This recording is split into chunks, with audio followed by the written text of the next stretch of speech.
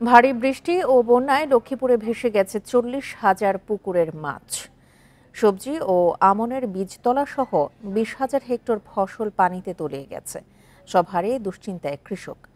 মৎস্য ও কৃষি বিভাগ জানিয়েছে ক্ষয়ক্ষতির পরিমাণ ও ক্ষতিগ্রস্তদের তালিকা করার কাজ চলছে।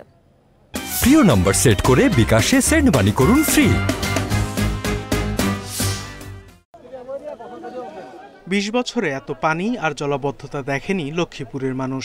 টানা ভারী বর্ষণ ও আকস্মিক বন্যার পানিতে রাস্তাঘাট ঘরবাড়ি তলিয়ে গেছে, ভেসে গেছে মাছের খামার, সবজি ক্ষেত ও বীজতলা।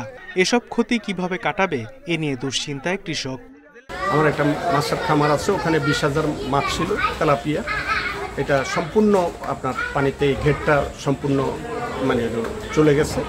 তো সারা লক্ষ্মীপুরে আজকে চাষিদের এই অবস্থা। মাছ গনাইতে আছে, খালি চলতে আছে, বৃষ্টি পানির তো অবস্থা ঘুরে গেছে, আমরা দাম কই।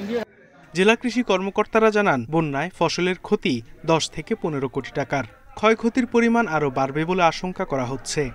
কয়েকদিনের বৃষ্টিতে আমাদের আমন বীজতলার প্রায় 1486 হেক্টর জমি ক্ষতিগ্রস্ত হয়েছে, আর দণ্ডায়মান আমন ফসলের 2618 হেক্টর জমি ক্ষতিগ্রস্ত হয়েছে। এছাড়া আউশ ফসলের দণ্ডায়মান ফসলের 2963 হেক্টর জমি ক্ষতিগ্রস্ত হয়েছে। আর শরৎকালীন সবজির 443 হেক্টর জমি আক্রান্ত হয়েছে।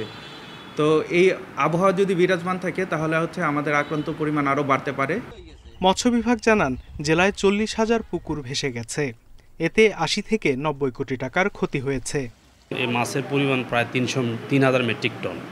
এখানে ছোট বড় সব ধরনের মাছ আছে। তো এটা আসলে এখনো চলমান আছে। আজকে যদি বর্ষা চলতে থাকে তাহলে হয়তো এটা ক্ষতির পরিমাণটা আরও বেড়ে যাবে।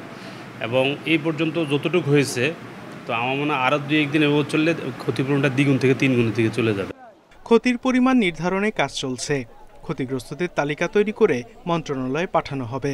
কিভাবে এই ক্ষতি পুষিয়ে নেওয়া যায় সে বিষয়ে কাজ করছে জেলা প্রশাসক। Independent news.